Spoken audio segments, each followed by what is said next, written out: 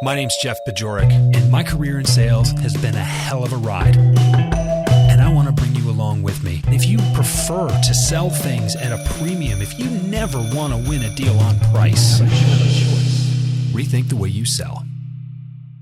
Welcome back to the show. My name's Jeff Bajorek. I'm your host, and I'm here to help you rethink the way you sell.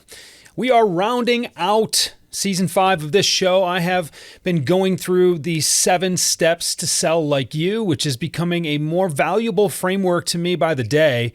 This started as an exercise, really, and is turning into something that I'm using with my clients on a daily basis, not only with individuals, but with organizations, because regardless of whether or not you are out there for yourself or trying to build up your team, you need to understand and be able to answer questions around the following 7 steps.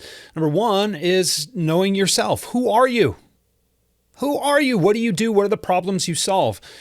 2, you need to know your best customers. Who are they? Why would they buy? Why wouldn't they buy? What are the problems you can solve for them, and who is most likely to have those problems? That's what steps 1 and 2 come down to. Step 3 is knowing your process. This is the science of selling. These are all the things that need to happen in order for a sale to be made. Step 4 is knowing your methods, because the key to selling like you is doing it the way you do it. So whether it's just you or it's an organization, how do you all collectively go about executing against your process? If process is the science of selling, methods are the art of selling. That's how those two marry. Step 5 is to know your rules. And these are the broad principles that I talk about in terms of prospecting, in terms of closing, and these are the rules, right? Some people call them principles. But look, you need to put yourself in front of people who can say yes and bring value first, right? That's one of Jeffrey Gitomer's rules. You probably heard him recently as he was a guest of mine a few weeks ago to talk about the rules, right? But like for prospecting, one of my rules is that you need to be someone worth talking to, and you need to have something worth talking about. If you don't have those 2 boxes checked, you're not ready to make the call. Another one of those rules, and you can go back, I recorded several episodes on these, you understand that the way you lose business is going to be the same way you earn it. So if you're earning it cheaply, you're going to lose it cheaply, right? Step 6 is all about being held accountable.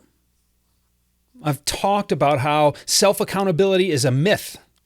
It's an oxymoron. It's not true. There's no such thing.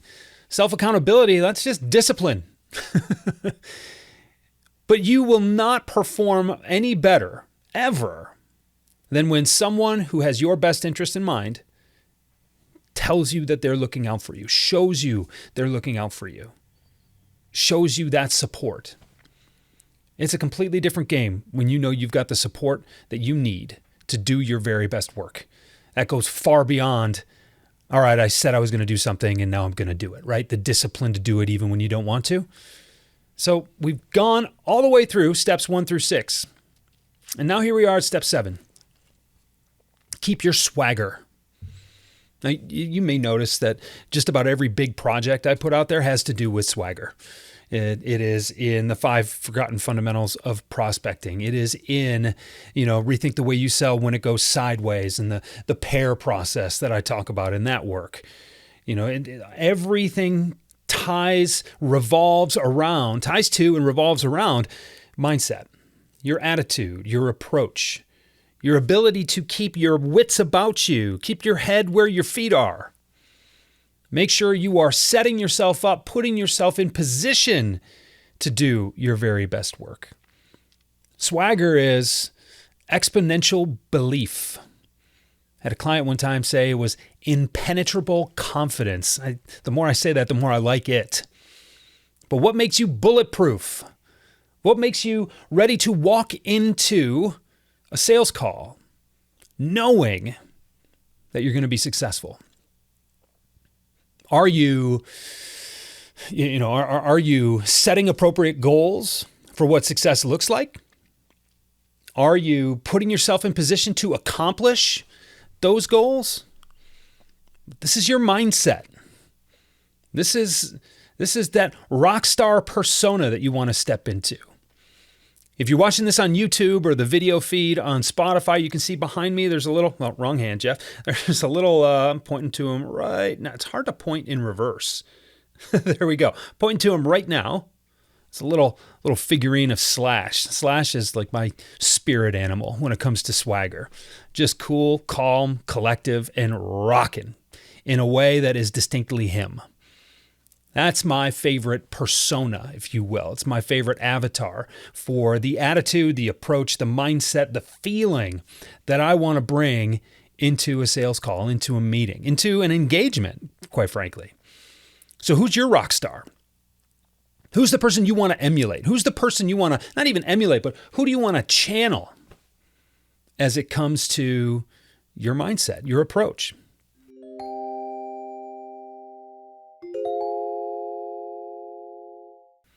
And what I want you to do is start thinking about swagger, start thinking about exponential belief in terms of, and we can go a couple of seasons back to the sales success cycle that I talked about.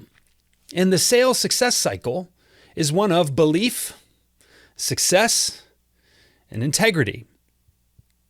When you believe you can succeed, you start to succeed. And when that success is executed, or when that success is created through or with integrity with who you are, well, then you believe even more. You believe that what you bring to the table is exactly what will help you succeed. It is the key to that success. You have to put yourself actively in that position. You have to put yourself in that sales success cycle, because most of you and all of us at one point or another in our careers, hopefully more than once, because that shows growth, but hopefully more than once, you're in this vicious cycle of doubt, mediocrity, and shame. You doubt your ability because you're not getting the results that you're looking for. And so you go find some resources and you try to just carbon copy what someone else did, and you try to make it work for yourself. But what you find is just a different kind of mediocrity. And so you go back to the drawing board, you buy another course, you listen to another podcast, you watch some other videos, you follow another blog, whatever it is, and you try to take that person's strategy, put it into play for yourself, but you don't make it your own. And so you end up with more mediocrity. And after a while, you start feeling shame. Shame is the opposite of belief. The shame of, I don't think I can ever do this. I might be the problem. I think I am the problem. Maybe I should look elsewhere.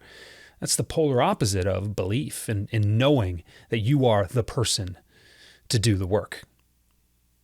The common theme there is that you're the linchpin in both of those cycles. You're the key. You have to flip the switch. You have to flip the script.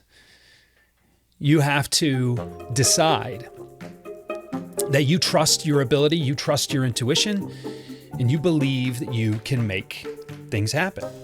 That's where swagger comes in. And this is something you actively do every single day. You have to. If you don't do this every day, you're going to find yourself slipping off. And I will tell you, and let me just reiterate what I talked about just a minute ago in terms of that vicious cycle, right? Doubt, mediocrity, and shame. That's the default. I know you think that you're pretty good, and I know that you think that walking around every day you can reasonably make something happen. But the default for you is closer to that vicious cycle than it is to that virtuous cycle, that sales success cycle. So you need to actively put yourself to the far end of success. You can't just rely on you waking up on the right side of the bed and just feeling great that day. Every once in a while, that's going to happen. Use that momentum, build on it, cash in on it.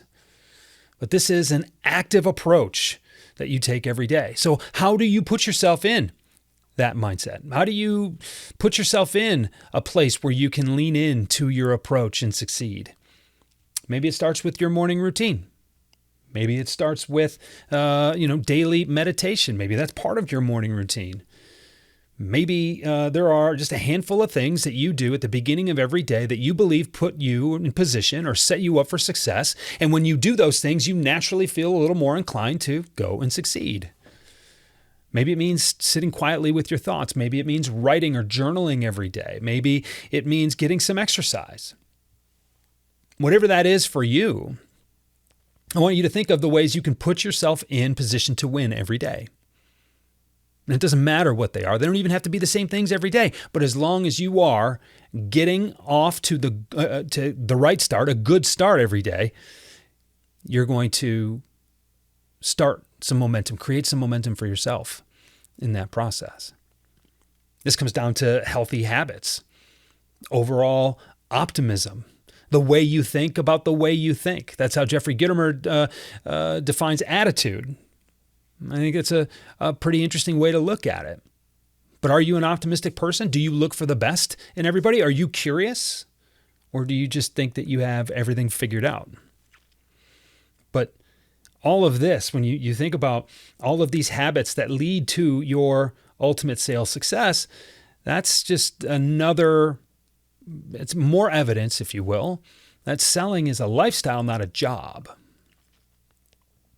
When you think of all the things you have to do in your, quote, non-work life in order to set yourself up for success in your work life, well, that means it kind of all blends together, doesn't it?